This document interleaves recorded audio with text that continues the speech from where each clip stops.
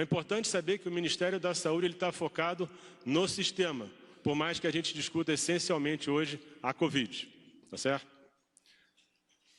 De coisas objetivas que a gente está fazendo, criou-se, quer dizer, estou aqui há 5 dias, então não dá para ter criado já, está desenhado a criação do banco de dados, a gente vai trabalhar melhor a informação, e aí vai ser Ministério da Saúde, Casa Civil, outros ministérios.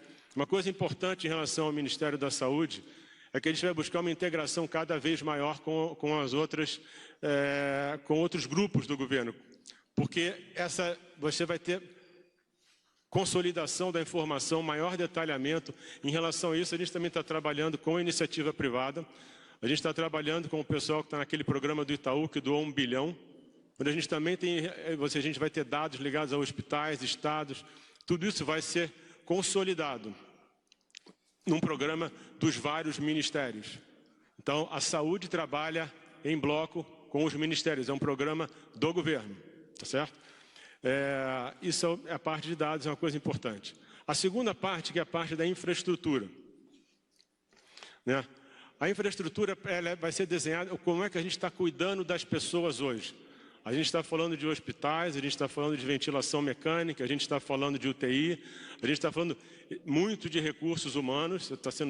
E é uma coisa que vocês têm que ver, que tem coisas que vão acontecendo ao longo do tempo. Por exemplo, nos Estados Unidos eles começaram a perceber que talvez começasse a faltar remédio, porque quando um doente vai para o respirador, para a ventilação mecânica, ele tem que ter sedado, ele tem que relaxante muscular. E eles ficaram com medo de que isso começasse a faltar. Eles nunca tinham pensado que podia faltar remédio para um doente no respirador, e isso poderia estar acontecendo agora. Então é outra atenção. Então a gente está buscando não só aquilo que está nos holofotes, mas detalhes relacionados ao cuidado das pessoas. Em relação a isso, a gente está trazendo, eu estou trazendo o general Pazuello. Isso é uma outra coisa que as pessoas estavam colocando, ele vai ser o meu secretário executivo. E por que eu estou fazendo isso? Nesses poucos dias que eu estou aqui, a impressão que eu tenho é que a gente tem que ser muito mais eficiente do que a gente é hoje. A gente está falando de logística, de compra, de distribuição, e ele é uma pessoa muito experiente nisso. É uma pessoa que vem trazer uma contribuição no momento em que a gente corre contra o tempo.